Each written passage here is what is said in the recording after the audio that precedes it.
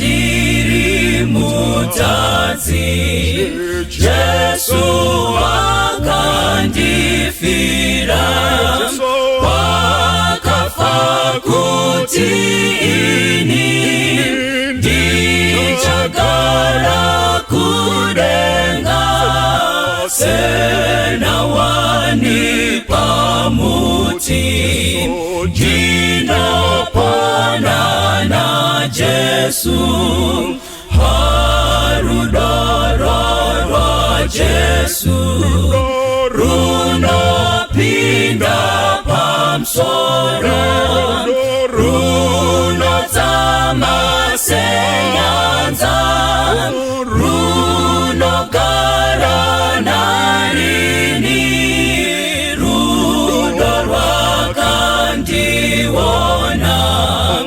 apo ndiri kusada, kana ndiri mutadzi, ndiri kumuda Jesu, kuda kwangu aziwa, zvene urombo wangu, neupenyu nemoyo, Jesu anochengeta, neupenyu nemoyo, Jesu anochengeta, neupenyu nemoyo, Jesu anochengeta.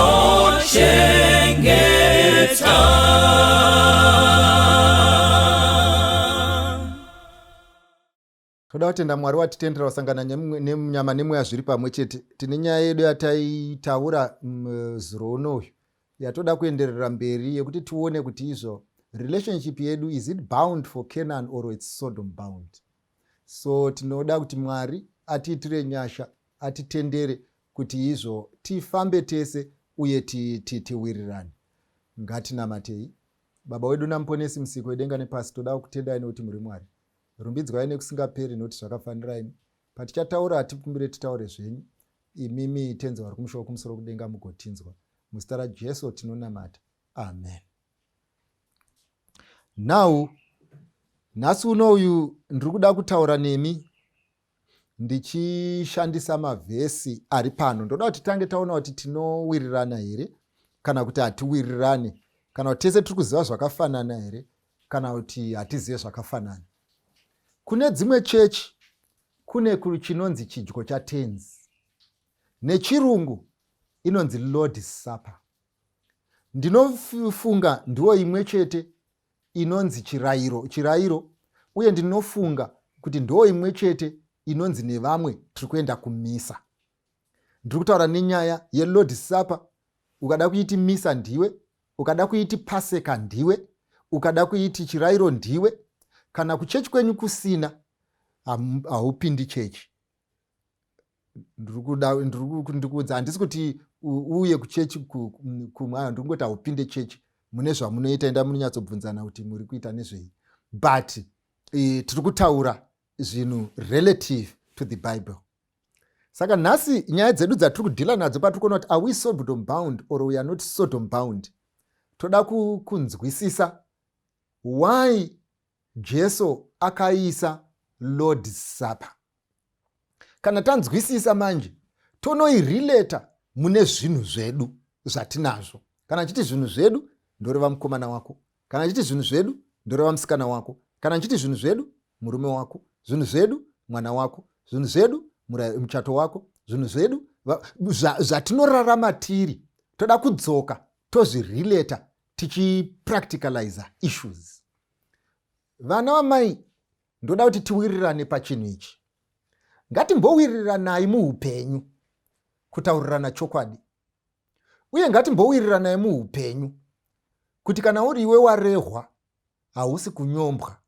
Uye ngatimbowiriranayi muupenyu kuti mune simba mukukorekta, mune simba mukuti sorry, mune simba mukuti I was mistaken, mune simba I was doing things wrong, mune simba ndaidzvanyirira. Mune simba mukuti ndasingaikupei time yangu. Mune simba mukungorealize kuti hausisiri baba vako and hausi kurana relationship yababa vako. Relationship iri pakati pako nemukadzi wako nerelationship iri pakati pako nemukomana wako haizi relationship yachaka nemukadzi wake, haizi relationship yamussolini nemukadzi wake, haizi relationship yaHitler nemukadzi wake. Why?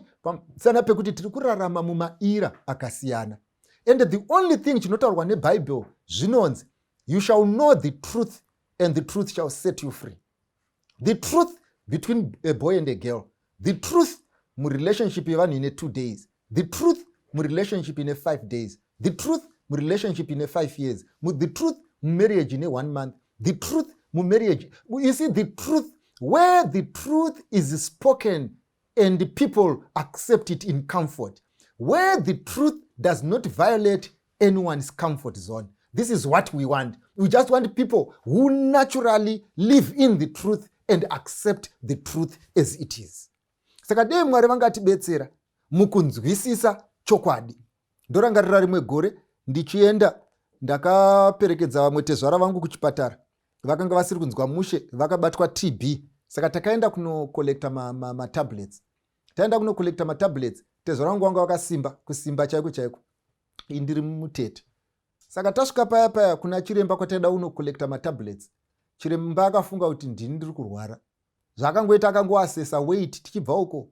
Ndokumva asvikondibata pamashoulders. Sukanzi, how are you feeling now, young man? Saka ndomva ndazomutsanangurira kuti no, zvauri kundiona kudai zvini ndini mutano. Avo vamuri kufunga kuti ndo vatano ndo vari kurwara. Asi chandinoda kutaura ndechekuti I never felt offended. Handina kumbonzwa kugumbuka. Handina kumbonzwa kutsamwa. Why? Because ndakazviziva kuti evaluation yake aevaluator achishandisa vamwe varwere veTB vaanoziva. Because vazhinji vacho vanenge vakapera seni, vazhinji vacho vanenge vakaonda seni. Saka evaluation yake it was acceptable. It is an element yekuve truthful in terms yeassessment yaakaita kunyange enge isiri. Saka handirwadziwe naizvozvo. So by the end of the day, we need to come, sit down now and talk of things that are going to be hateful, but at the same time, zviri progressive. Ndiri kuverenga mukati mebhuku raMatthew chapter 26, verse 17 to 26, verse 17 to 26, tozoverenga 26 to 28. Asi ndogona kujamba dzimwe, because handinei nadzo. Imi munozoverenga muri kwamuri. Rangu rinoti, kubva pavhesi ya17, nezuva rokutanga rezvingwa zvisine mbiriso, vadzidzi vakauya kuna Jesu vakati, munoda kuti tikugadzirirei piko pamungadya Paseka? Imi hanzi ranga riri zuva rekutanga reunleavened bread. Imimi munoziva mbiriso kana kuti yeast yatinoisa muchingwa kuti chireize. Vana veIsraeri pavakabuda muEgypt ine haste, zvekuti havana kuwana mukana wekuisa mbiriso muflawa kuti chingwa chireize. Saka vakadya chingwa chakanga chisina kureiza because time yekuraiza pakanga pasina. Saka ndokugadzira chiya chatinoti chipapata. Vagadzira chatinoti chipapata chakanga chisiri chingwa chiri elevated, but chakanga chiri chingwa chakanga chadowngradedwa. Why? Pamusana pekuti izvo vakanga vasina mukana, they did their thing in haste. Saka vaiti every time pavanorangarira Passover vaidya nechingwa chisina mbiriso, kwete nekunakirwa nacho, asi nekuda kwekuti chaivafungidza zuro, chaivafungidza kwavakabva. Saka chakanga chine significance pavakanga vachidya. Significance yakanga iri yekuti chiko, yekuti mwana wamai takabuda muEgypt tichimhanya, tisina kana nguva yekuti tiise mbiriso muflawa. Saka zvino todya chipapata. For example, zvekuti wakadanana nemukomana, usati watomboziva kuti anogarepi, usati watomboziva kuti anonzani, usati watomboziva kuti anoita nezvei, usati watomboziva kuti tsotsi kana una tsotsi. Chinhu chechipiri, wanga watone mimba. Wave nemimba, wanga wakutotizira, wanga watonoroorwa. Zvorevei? Zvoreva kuti iwewe murelationship yako wakafanana nemunhu akabuda muEgypt, akashaya nguva yekuibheka chingwa chake zvine formula, akashaya nguva yekuita zvine recipe, akangoti regai tingoita zvinoita kuti tigare. Saka kana makudya chipapata musaite kunge zvinonzi ipunishment. Chipapata haisi punishment, iri kungokuudzai kuti makabuda muumandara nespeed. Ndoda kuti mupabate kune rimwe side. Kune vamuri imimi vapfana musati maroora, ndoda kukuudzai ndezvekuti zvanga zvichakubhadhara kuve nerecipe, zvanga zvichakubhadhara kuve nechingwa chakareiza, zvanga zvichakubhadhara kubika chaunoda, zvanga zvichakubhadhara kuti kana uchida chinhu chakanunira ndiwe. Asi zvinoitika ndezvinoti ukaita sezvinonzi uri muEgypt, uri kutobuda kubva muutapwa. Kuroora is giving you freedom. Kuroora is giving you financial stability. Kuroora kuri kunokupa a name. Kuroora kuri kunokukwidziridza. Kuroora ipromotion. Kuroora is an achievement. Dzandoda kukuudza ndechinoti very soon uzive kuti kune zvimwe zvausingazoiti right. In your being rushed, you are not going to do everything right. In being rushed, you are not doing all your assessments right. In rushing into this thing, there are some corners that you will leave unswept. Saka kana zvinge zvadaro manje, very soon pamunenge modya chipapata, usazotsamwa sezvinonzi vari kukuignore uchida yeast. Zviri kungokuburitsira pachena kuti rangarira mapindiro awakaita muchinhu ichi. For example, wakapinda muchinhu ichi uchitorera umwe. Saka iwewe wakahwina. Ndoda kuti unyatsopabata. Saka muupenyu hwako iwewe uzive kuti marriage yako yange yakangofanana neresi yekuti wakahwina ukaona mukombe ende wahwina zvatopera. Chirega kutarisira any other benefit out of it, wakatohwina. Saka paunenge uchirova chipapata unofanirwa kurangarira kuti but ndakamanya. Paunenge uchirova chipapata unofanirwa kurangarira kuti but munhu uyu ndasingatombomuzivi. Paunenge uchirova chipapata unofanirwa kurangarira kuti but paipa chachandipinda chii. Paunenge uchirova chipapata unenge uchinyatsoziva kuti no, kana pane inonzi joke of the year ndoyandazoita pano iyi kuroorwa naJose. So by the end of the day, munhu anogona kugamuchira chipapata chake ndiwe ndounoziva mawiro achakaita. Saka ndo pari kutaurwa panapa kunzi ranga ruzuva rekutanga nobva vati kuna Jesu. Jesu toda kunoita Passover. Inzwa zvinotaurwa panapa. Hanzi akati kwavari not handinei napo apa. Pandinoda inini pavhesi ya21 inoti vakati vachidya vaidyei Paseka. Akati kwavari, zviro kwazvo ndinoti kwamuri, mumwe wenyu uchandipandukira. Zvino vakava neshungu kwazvo, vakatanga mumwe nemumwe kutaura kwaari achiti, Ishe, ndini here? Akapindura akati, waisa ruoko neni mundiro ndiye achandipandukira. Verse 24. Mwanakomana wemunhu achaenda hake sezvakanyorwa pamusoro pake, asi une nhamo uyo mwanakomana wemunhu waanopandukirwa naye. Zvaiva nani kumunhu uyu kana asina kuberekwa. Nyaya inondinakidza iyi. NdiJesu ari kutaura kamusiki wedenga nepasi. Iye anonzi izvo maari zvinhu zvose zvinobatanwa uye zvakaitwa naye uye zvakasikirwa iye. Jesu muridzi wezvinhu ndiye ari panapa akanga ana Judas. And Judas was a disappointment muupenyu hwaJesu. Because Jesu by nature loved Judas. Jesu by nature aida kuti Judas atendeuke. But Jesu akashayiswa hope, akashayiswa rugare, akashushikana, achishushwa nani naJudas. Yet Jesu ndiye akanga atori gamba ravo. Pagrupu yavanhu ava ndiye akanga atori main actor. Paidiwa zvinodyiwa ndiye aitoprovide.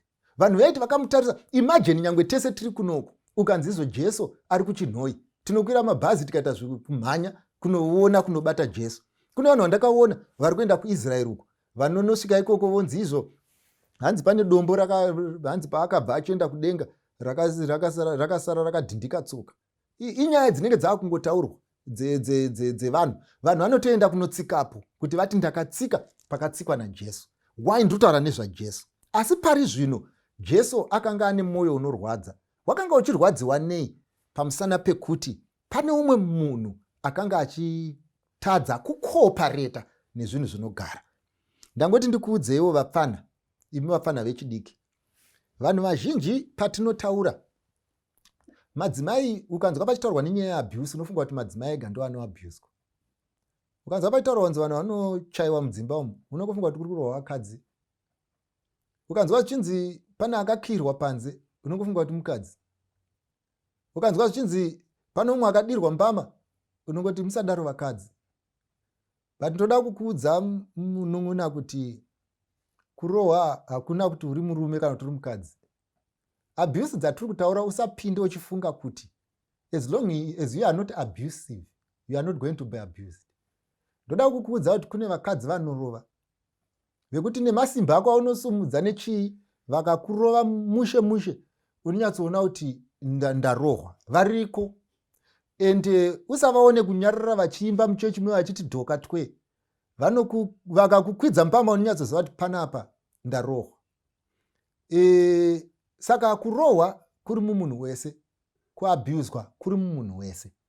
Asi chinoitika manje ndechinoti vakomana pavanoroora vanokanganwa kuasesawo component yeabuse in the other partner.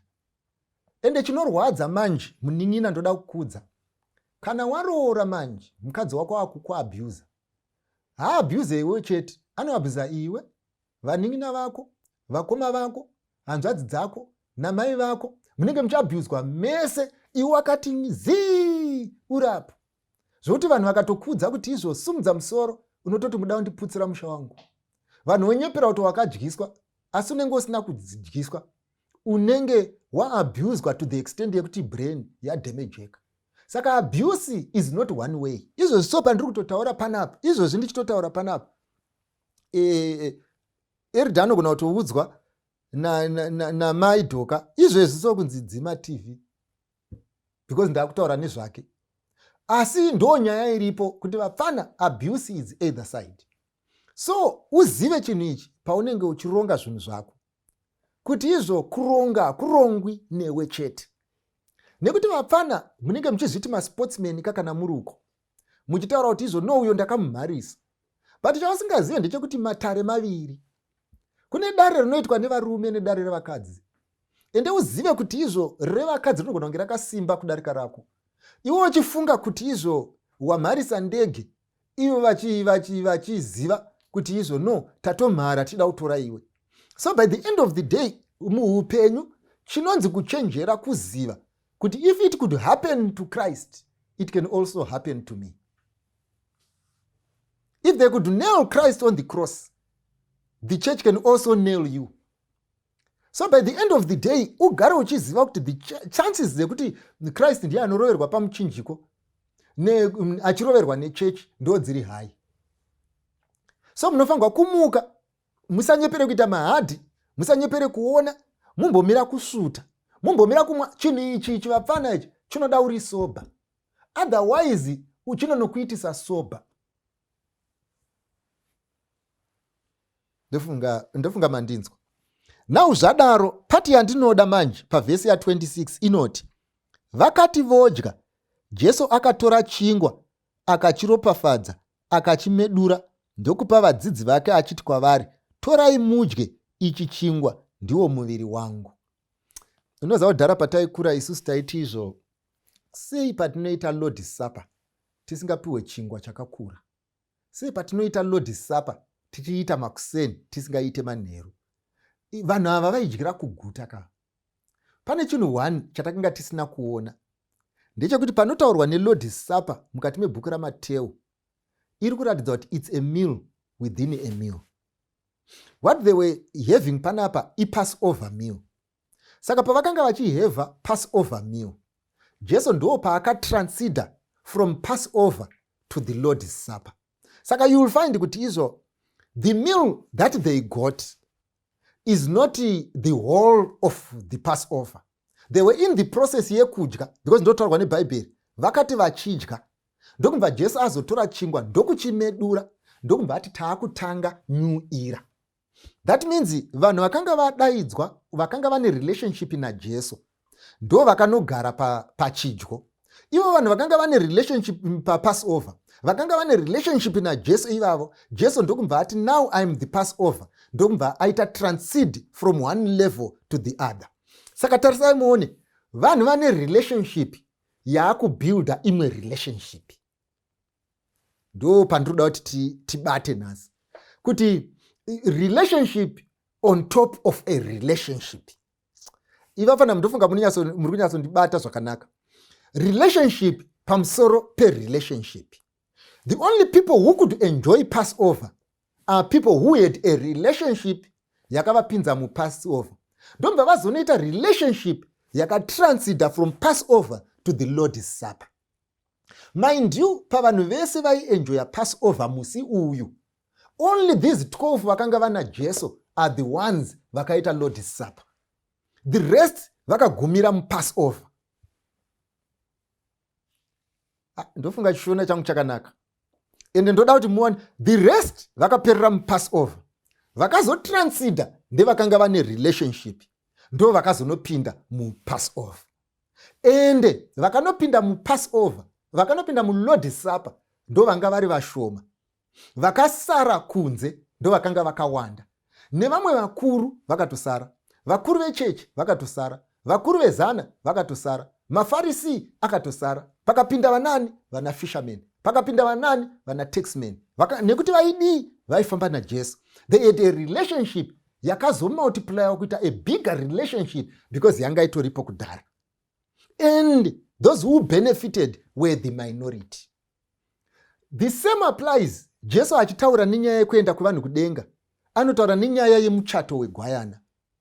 Ende chaanotaura nenyaya yemuchato wegwayana, chandoda kuti munzwe ndechinoti, chandoda kuti muzive ndechinoti, ndechekuti akapa example yezvatinoziva kuti zvichatransida zvoenda haya.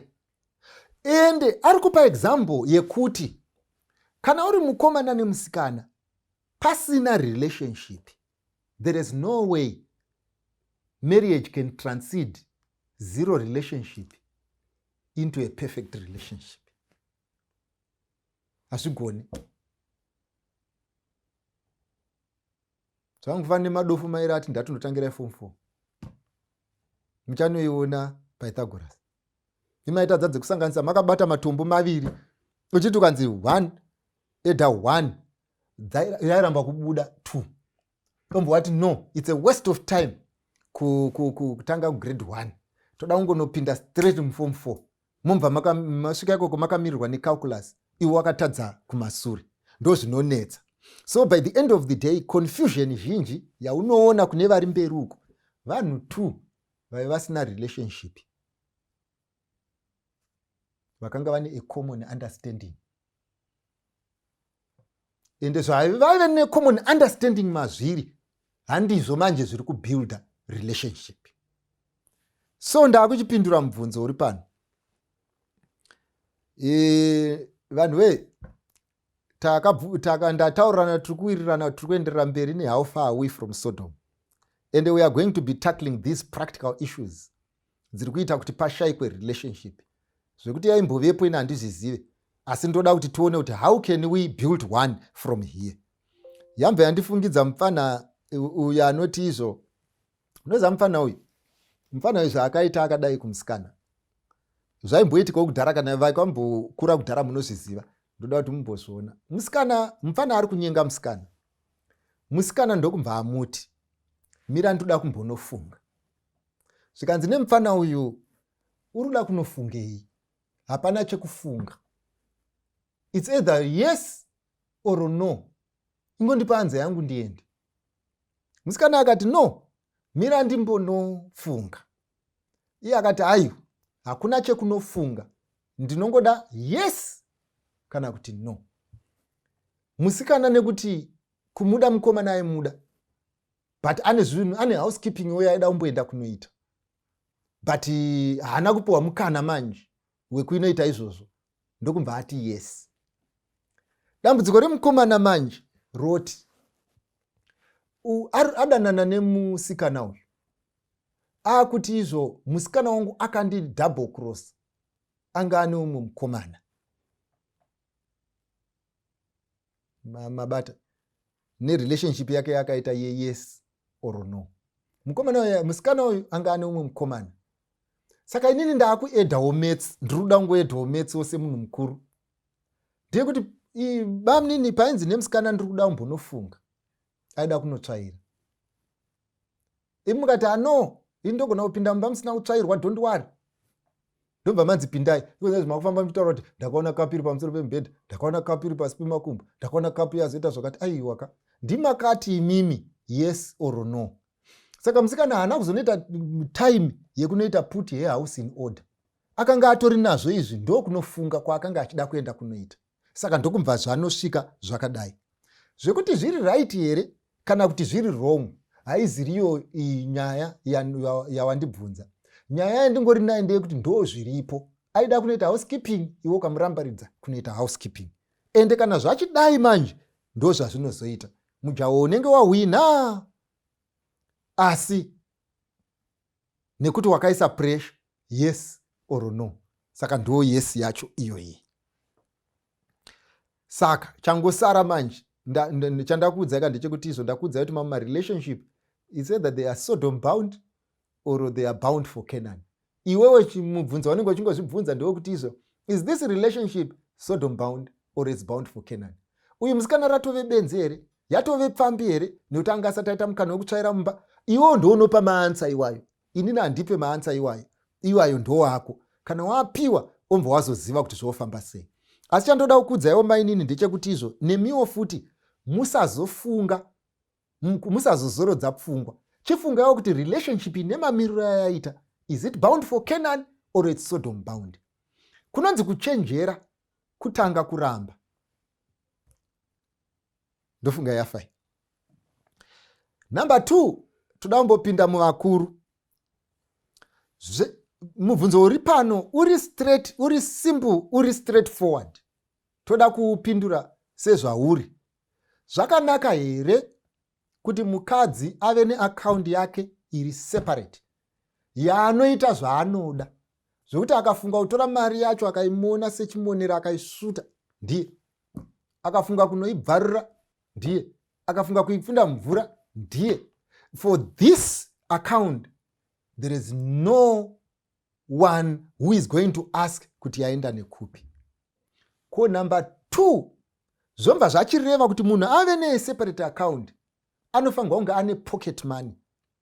Pocket money ndadhisa imi munoziziva pamaenda kuboarding kuti pamaipiwa pocket money yaive basa rayo raive riri rechii. Mubvunzo woti munhu anofanirwa kupiwa here pocket money.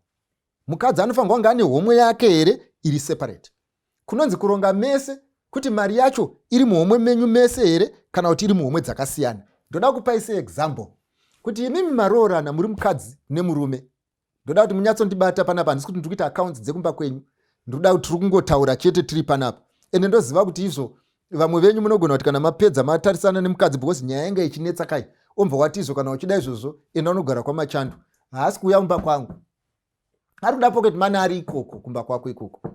Iwewe ndiwe tiri kutaura nezvako nemukadzi wako, hausi kutaura nezvangu inini. Ini handisi kutomboda mukadzi. Inini ndiri kutaura zvepocket money. Ende hatidi zvekutyisidzirana panapa, toda kungotaura zvepocket money kuti mukadzi anopiwa here pocket money kana kuti apiwe, oro angandongopiwa pocket money kana akuda kutoenda kuboarding. Ndo mubvunzo uripo. Nawo kune vamwe vanhu vanoti, ndoda kutora group rekutanga rinoti, hanzi iwewe mukadzi wangu kana uchishanda, inini murume ndichishanda, tinotora mari yedu toiisa muaccount imwe chete. Kana uchida kurukwa musoro, unotora imomo. Kana uchida kutenga chocolate, unotora imomo. Kana uchida kutenga drink, unotora imomo. Tinenge tine joint account yedu where we all have access.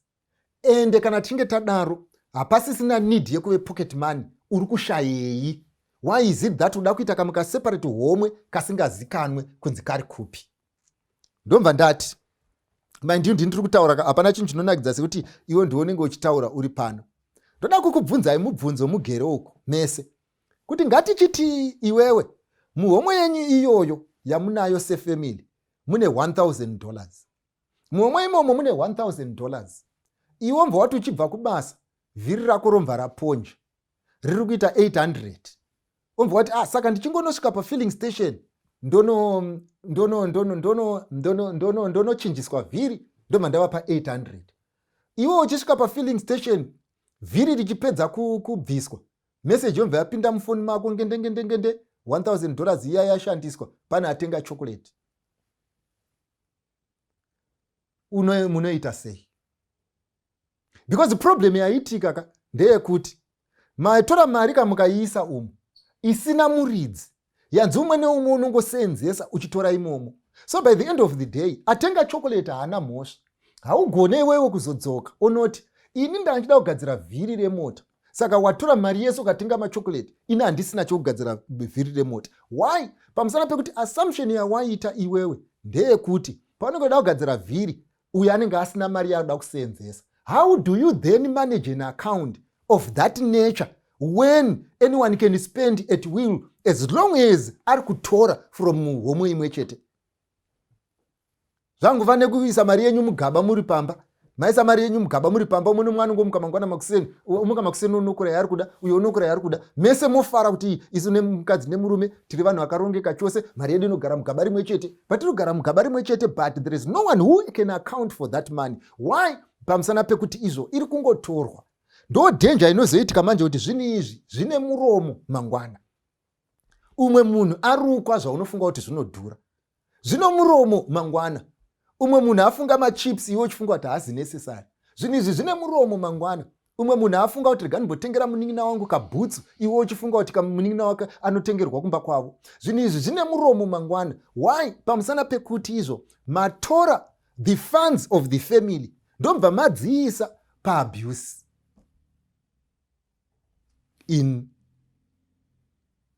Kana zvichishanda kwamuri, muri kuita zvakanaka. Asi ndiri kungotaura kune vechidiki, muzive kuti zvichanetsa mangwana. Ndiri kukuudzai vese muchangopinda, zvinogona kukunetsai mangwana. Number 2, ndoda kumboverengawo panapa. Pane umwe munyori wandofarira anonzi E.G. White, akanga anembawo and aipinda chechi. Imbonzi kuti anoti kudii nepocket money. Ndiri kuverenga mubhuku rinonzi Adventist Home. Rinoti iro pana pakanyatsonyorwa kunzi wife's allowance for personal use. You must help each other. Do not look upon it as a virtue to hold fast purse strings, refusing to give your wife money. Number 1. Hachizi chiKristo kunyima mukadzi mari. Mweya wakaipa. Unoziva problem inoitika ndeinoti kune vamwe vanhu vanofila good when people are dependent on them. Kuna vamwe vanhu vanofila good when they are in total control. Vanoziva kuti haufeme usina kukumbira permission, haumwe usina kukumbira permission, haukwiri ndege usina kukumbira permission, haukwiri bhazi usina kukumbira permission, haudye sendi usina kukumbira permission. Chinhu chese unofanirwa kukumbira permission. And as long as they have that control on you, then automatically they feel happy. They know you will go nowhere. Why? Because wave nevamwe vamwari kunze kwaMwari ari kudenga. Ende mama relationship aripo anenge achinzi ndeye chiKristu. Mama relationship aripo anenge achirwanwa nechimaelder. Nemama relationship aripo anorwana nevafundisi. Ma relationship enslavement. Where people are there, where people belong, where people behave, not because they want to behave, but they had no choice.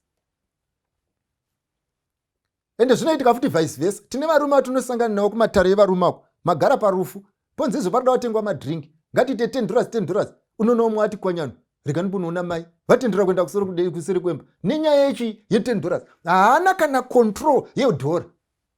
Murume mukuru kuamo tinobuda panze, vanhu we kwafiwa kwakati, ngatikontributei, anonobvunza mukadzi.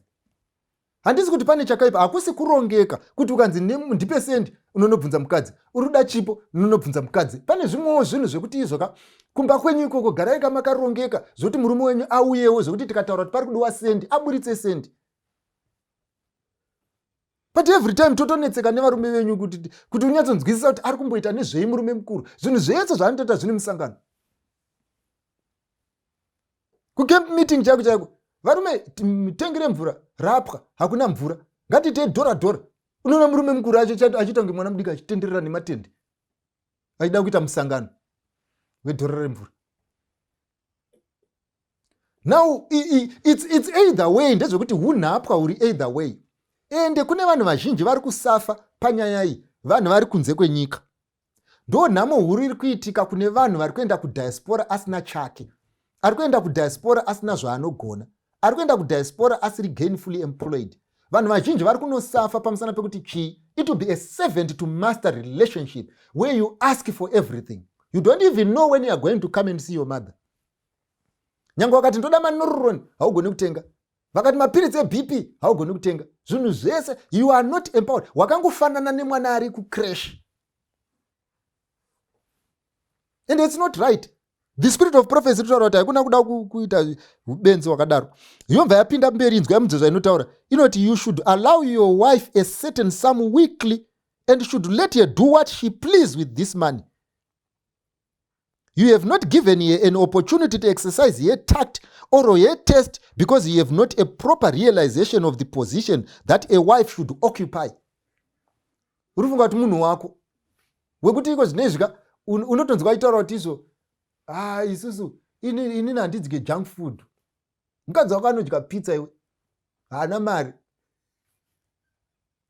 Mupe mari paanoenda kumusangano nevamwe vakadzi, oburitsewo rake kadhi pavanosvika pakanzi pizza ini paya, uone achiswaipawo achitenga pizza yake. Pakapindawo paruda unotengwa drink, unotenga drink yake. Haafanirwe kuregedza nekuti anotya, nekuti haana. But the issue iri panapa ndeyekuti kucreata poverty oti kurongeka handizvo. Munhu ari entitled kupocket money. Ndofarira imwe statement iri pano gandiverenge kupedzisira inoti izvo. Your wife has an excellent and well balanced mind. Give her money. Give her a share of money. Anofunga ane brain. Musaite vakadzi kunge zvikorobo. Vape mari. Kana pane $, vape 20 cents. Kana pane 20,000 vapewo. Munhu wese ngaave ne pocket money. Munhu wese anoziva zvaanodira mari. Ane tumwe tunhu twaasingagone kukudza. Ende tumwe twacho tunogona kunge tusina kukukoshera. Tumwe kwacho unogona kufunga kuti hatusi relevant. But the honest truth ndeyekuti that's what keeps her going. That's what makes her tick. So by the end of the day, munhu ngaatreatwe semunhu mukuru. Panyaya yepocket money, I think yafa. Kuna vamwe vanozotaura zvikanzi izvo no, munoziva mai white, vanogona kunge vachinyorera a special case, ndiyo yako special case. Munhu ukaona vakatonyorera munhu akafanana newe, ndiwo wato special case. Haungaudze mukadzi kuti hanzi hupfu hurimo, mazuva arimo, nhingi irimo, saka chii chamuri kudira mari. Kujeri, inga kujeri kunototambirwa wani. Kujeri vanhu vari jeri chaicho vanopuwa mari. Irenyu ndo razoita seko risingatambiriswe. Regati mbatangobata neimwe nyaya ye50-50. Patiri kutaura nyaya yekupa vanhu pocket money. Munoziva kuti zvinowanzoitika ndezvinoti izvo vakadzi vazhinji mudzimba umo vachatadza kuenda kudenga nekuba. Ende havasi kuba by choice. Vakutongofanirwa kuba kuti zvinhu zvirongeke. Pamusana pekuti izvo havakwanisi kuona need iri kumba kwavo and solve it. Haakwanise kunzi mwana wehanzvadzi yako adzingwa chikoro agoti imari iko ndimupe. Haakwanisi. Haakwanisi kunzi izvo mai varida kuenda kunoona vanzi vaite scan. Anongoti vanzi vaite scan, saka zvichafamba sei. Haakwanisi kutoti vaendesei mundiudze kuti imari. Haakwanisi. Haatokwanisi kuti izvo panoda kutengwa mbeu. Ende chimwe chinoitika ndechekuti chausingazive ndechichichi. Mukadzi wako usati wamuroora ndiye ega aiwana tumari. Whether aitengesa madomasi, kana kuti aitengesa airtime, kana kuti aimukira kubasa, kana kuti aive kutemporal teaching, ndiye aitoti kana nguva yekurima yasvika otengera mai mbeu, kana nguva yekurima yasvika otengera mai fertilizer. Kana avatengera aibva aziva chikafu chavo vanacho, varima zvinhu zvavo zvaright, it's one gone. Kubva musi wavakaroorwa mbeu havana kuzoiwana. Kubva musi wavakaroorwa things changed. Mukadzi wako ndiye woga aigona kuti kuChristmas aendewo kumusha onosikoona amai vachitaura nyaya vachifara. And it all ended when she got married to you. Why? because zvakazoitika ndezvinoti makati masvika ndomva machiona kuti iwe baba ndiwe head office, iwe baba ndiwe une nhamo dzinonzwikwa, iwewe baba ndiwe une vana vanofa nenzara, iwewe baba ndoona mai vanorwara, iwewe baba ndoona mai vanoda kubatsirwa. Ndokubva machikanganwa kuti aiwa zvinhu zvinoitika ndezvinoti nhamo semauinterpretera unoita kwenyu ine mainterpretation ayo kwakasiyana. So by the end of the day, as long ukanditorera ndiri kukupai kana muchida bvunzai vakadzi venyu vamakagara navo mobvunzana, ukatora mukadzi ukamuisa muimba yakanaka zvisingaite, omuzadzira freezer nezvinodliwa, omuzadzira fridge nezvinomwiwa, omuti ita zvese zvaunoda pamba pano, asi haukwanise kupa mai vako. Ishu iri panapa ndeyekuti hakuna munhu ane brain dziri normal anogona kupedya kg yenyama achiziva kuti mai vangu vari kuseva nemunhu. So what happens is, in the peace that you are trying to establish for her, you are not giving her peace, but uri kutomupa problem. Kune vanhu anoti kana akagara achienda kunorara, akaona paanorara nemarariro anoita nepanorara mai vake, ndo paunonzwa vanhu vachingotaura vachiti izvo, haukamu munhu anongori kana mudhura, haukamu munhu achangodi kutaura neni, haukamu munhu anoita this and that. Ishu iri panapa ndeyekuti zvinhu zvauri kuita izvi zviri kumubatsira kurangarira how selfish she has become, how self-centered she has become, how she has forgotten her mother, how she has forgotten her siblings, how she can't even talk to her siblings, how she can't even help where help is required. Zotati nyangu achida kuenda kurufu, munotozoenda munhu wacho avigwa muti tozongobatanidza nhamo dzacho dzese nekuti dzakawanda. Why? Pamusana pekuti izvo you have not considered the small things that are taking your marriage to Sodom. Ndo hapana chimwe chinhu chichaita kuti mumba mutadzwe kufara, but destruction of internal happiness first. Ende chimwe chinhu chiri kuuraya zvinhu izvi, ndoda kukutaurirai mese muri ikoko muchiri vadiki muchangopinda mumarriage vema 10 years nepasi vaya vachidzika. If kana ukanzi mumba ngatiitei so, zvichikubvisira rugare, zvichikukanganisa, zvichikukonzera bundu, zvichikunzira chigumbu, usati it's okay. Gore rino hatisi kuenda kunoona mai, it's okay. Gore rino hapana atiri kupa mbeu, it's okay. Vanhu vanyanya vanopedza sei paketi rimwe chete rerice, svondo rimwe chete vachafa nenzara, it's okay. Don't say it's okay when you don't mean it. If it is not okay with you, what you need to say is, ndo maonero ako John, ndo maonero ako Peter, ndo maonero enyu Samaita, but hasiriwo maonero angu. Iwo ndoda mbokubvunza, ndoda kukubvunza, tomboti ndimai, ndiambuya vako, kana kuti ndaamwene, take whichever side you want.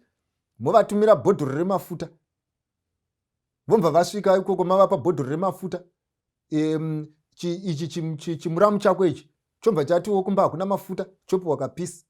Mai vavo kumba hakuna mafuta, vopiwa kapisi. Budhi vavo kumba hakuna mafuta, vopiwa kapisi. Mafuta yomva apera in 1 week. Imhosva here? Unodati ivo vaite 2 liters yemafuta, mvana wavo achiseva nemujonjo, and you think she will be happy, because when you give her something you want her to be happy. Tochiti vazodaro mubva mati isu mafuta atakakupai ndeye mwedzi wese. Saka kubva pari zvino muri papunishment.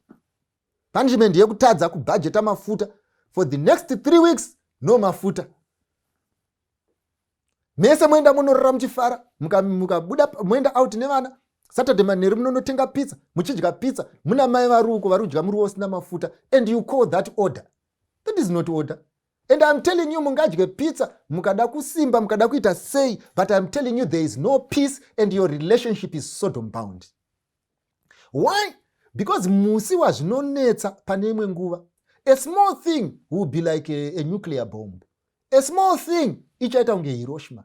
A small thing ichaita kunge Nagasaki. Zoita kunge zvinonzi munhu haarizine. Yet you were saying it's okay when things are not okay. Even imimi vafana munongofamba muchidanana, ukanzi unoda mabanana, it's okay. uda chiri chakati, it's okay. You can't tell someone kuti no, indoda yogurt. If you can't afford yogurt, handidli nini mabanana anondizipa. Kana zvadaro zvinorevei, zvinoburitsa pachena kuti munhu ari free murelationship yake. She can say the truth that she can say murelationship yake. And anogona kutaura zvaanoda nezvaasingade murelationship yake. I want to tell you, you will have no other relationship. You will have no other life. You will have no other husband. You will have no other wife. You will have no other marriage. This is the life that you are living. You cannot live as though muchanorarama upenyu wakasiyana neo. This is the whole life that you have, and you have to be happy. And happiness is not defined in somewhere else. Happiness is defined by the demands of my heart. Kana kufara kwangu kuri kudya wenyevhe, ndipei wenyevhe. Kana kufara kwangu uchida dovi, ndipei une dovi. Kana kufara kwangu kuchida kuti ndione mai, ndirege ndione mai vangu. Kana kufara kwangu kuchida ndione mnin'ina wangu, ndirege ndione mnin'ina wangu. Kana kufara kwangu kuchiti mnin'ina wangu akauya, tosvika na 2 o'clock takagara chitaura nyaya, regai ndione. Haukona kumuka uchindiudza kuti muri munhu mukuru, muchiri kuitei.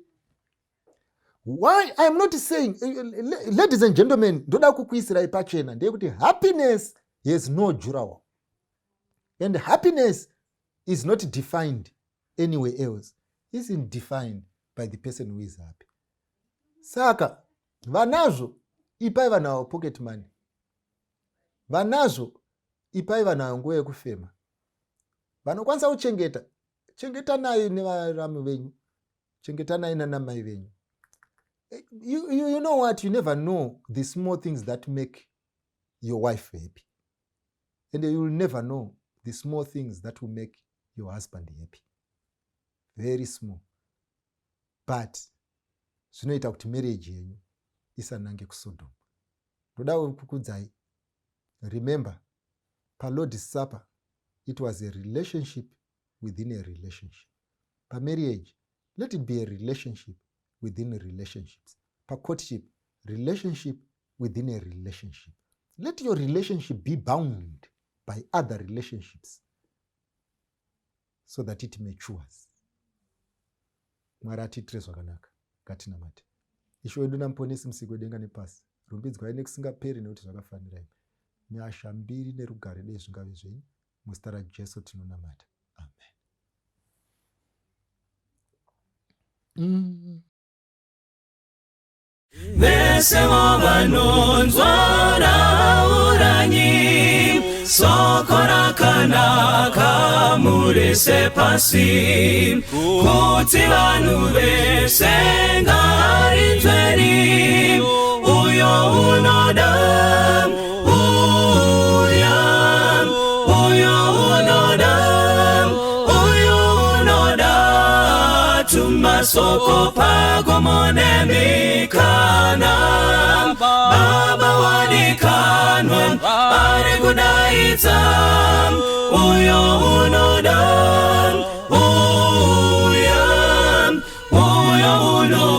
uya nasi uya, pinda pamusiwo wazarurirwa, Jesu ndiye nzira yeidiyega, uyo unoda,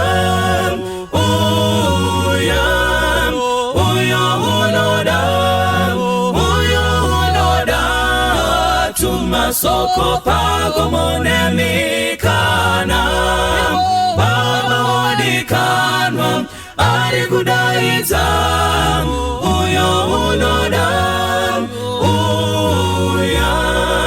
uyo unoda, dawira ini, uyo unoda, tiwira ngeiswi, uyo unoda, upenyu darini, uyo unoda,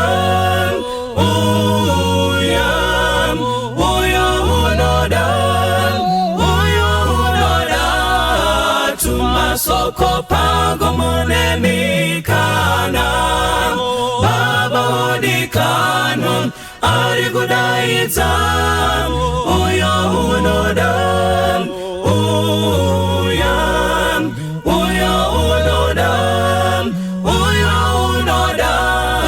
tumasoko pagomone Kana, Baba wadikanwa, wadikanwa ari kudaidza uyo unoda uya baba wadikanwa ari kudaidza uyo unoda uya baba wadikanwa